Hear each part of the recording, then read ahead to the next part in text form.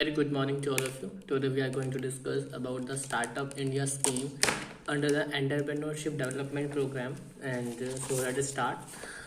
Basically, what is startup? Startup is just to start a business. And this startup basically what you have to start a new business with a new idea. Doesn't mean that कि आपके पहले कोई business था उसको reconstruct कर दिया या रिहैबिलिट कर लिया या अगेन उसको सेटअप कर लिया तो वो आपका स्टार्टअप में नहीं आएगा.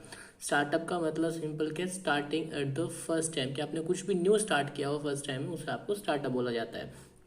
तो it is aims at fostering entrepreneurship and promoting innovation by creating an ecosystem that is conducive for growth of startup. कि स्टार्टअप की ग्रोथ के लिए कंड्यूसिव एनवायरनमेंट बनाना, एक सिस्टम सेटअप करना कि जिसमें आपका जो बिजनेस है बेसिकली आप उसको सेटअप कर सको.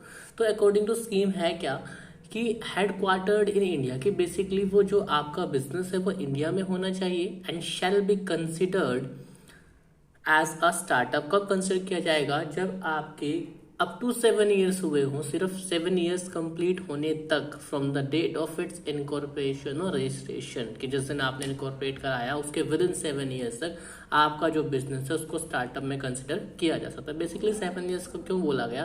क्योंकि यहाँ पे आपको जो बेनिफिट्स हैं, इंसेंटिव्स है या टैक्स रिलीफ्स है आपको वो इतने ईयर्स तक मिलने वाले हैं, इसलिए इसको 7 years तक आप स्टार्टअप बोल सकते हो.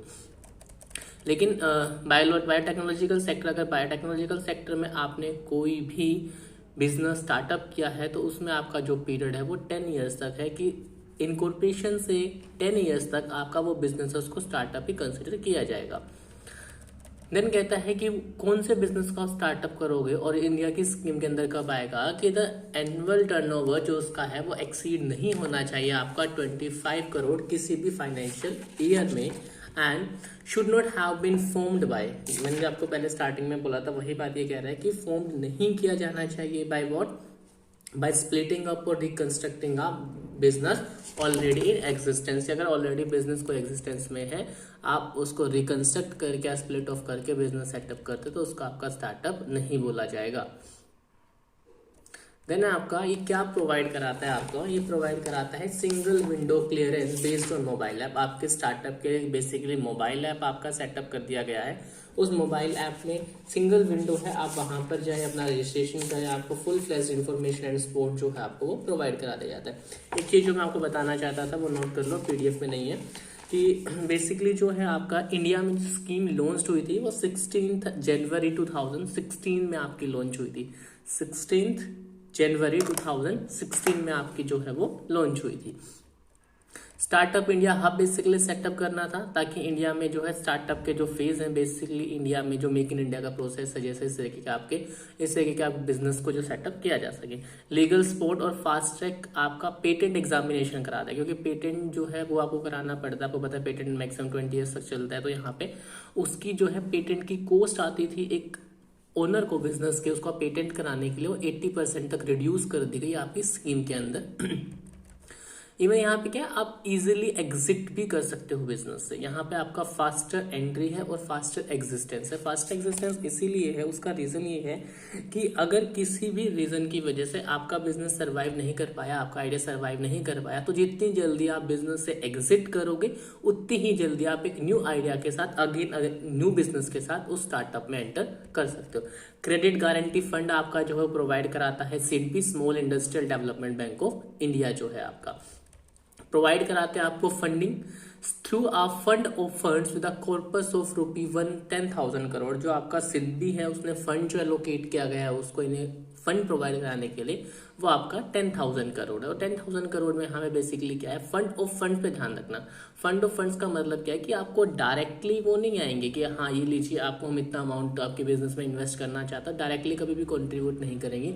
जो ये 10,000 करोड़ रुपीज है ये होगा क्या बेसिकली कि जो सेबी होता है आपका security exchange board of India, वहां पर जो वेंचर फंड्स आपके बनाए जाते हैं वहां से आप फंड अरेंज करते हो, तो वो क्या करेंगे, सिडबी जो है वो वहां पर इन्वेस्टमेंट करेंगे. आप अपने शेयर्स या सिक्योरिटीज इशू करोगे और आपका जो सिडबी है वहां पर आपकी सिक्योरिटीज परचेज करेगा और आपको वो 10,000 करोड़ रुपीज का जो फंड है वो इस तरीके से आपको मतलब जितना भी प्रपोर्शन बनता है आपके बिजनेस के लिए वो इस तरीके से आपको दिया जाएगा इनडायरेक्टली. डायरेक्टली कभी नहीं मिलेगा. टैक्स एग्जम्पशन होती हैं आपको कैपिटल गेन्स पे, कि कैपिटल गेन जो होता है आपको कैपिटल गेन बेसिकली क्या होता है, जो आपकी नॉर्मल एक्टिविटीज से नहीं होता, कि मान लो आपने जो भी कोई शेयर कैपिटल से पैसा आया, आपने किसी एसेट में इन्वेस्ट किया है, वो जो आपने एसेट में इन्वेस्टमेंट की है, उस एसेट को अगर आप कोई भी सेल करते हो तो उसकी वजह से आपको जो भी गेन होता है वो आपका कैपिटल गेन होता है। इसने एक चीज और बोल दिया कि tax exemption capital gain invested in fund of funds. Fund of funds में क्या कहता है कि मान लो आपने कोई भी सिक्योरिटीज परचेज की हैं, अगर उसकी जो फेयर मार्केट वैल्यू है उससे ज़्यादा, मान लो 100 रुपये का शेयर मार्केट में है, लेकिन आपकी कंपनी 110 रुपीज़ अरेंज करने में सक्षम, मतलब पॉसिबल हो जाते हैं, सक्सेसफुल हो जाती है, प्रीमियम पे इशू कर पाती है, लेकिन मार्केट में फेयर वैल्यू जो है वो 100 रुपीज़ है, लेकिन आप 110 अपने शेयर का कर ले, जो 10 रुपीज़ पर शेयर जो आपको कैपिटल गेन हो रहा है, एक्स्ट्रा आपको मिल रहा है, वो आपका basically income from other sources होती है, तो वो आपकी टैक्सेबल होगी। बट यहाँ पे क्या, उसके आपको कैपिटल गेन जो है वो अदर सोर्सेज वाला, उसको आपका टैक्सेबल नहीं किया जाएगा। टैक्स एग्जम्पशन जो स्टार्टअप का, उसको 3 ईयर्स तक एग्जम्पशन दी जाती है आपकी। देन कहता है exemption from labour inspection for 3। यहाँ पे ना आपका, जैसे आप अपनी बुक में भी देखोगे, ईडी की बुक जो है, उसमें बेसिकली क्या है कि अगर आपको कोई भी नेसेसिटी नहीं है किसी भी पर्सन से किसी भी टाइप का लाइसेंस या आपको कोई भी सर्टिफिकेट इशू कराने के लिए, परमिशन रिक्वायर्ड के लिए किसी भी लेबर लॉ के, किसी भी एनवायरमेंट लॉ की आपको रिक्वायरमेंट नहीं है। जस्ट आपको खुद से क्या करना है कि आपने उनको एक्सप्लॉइट नहीं करना।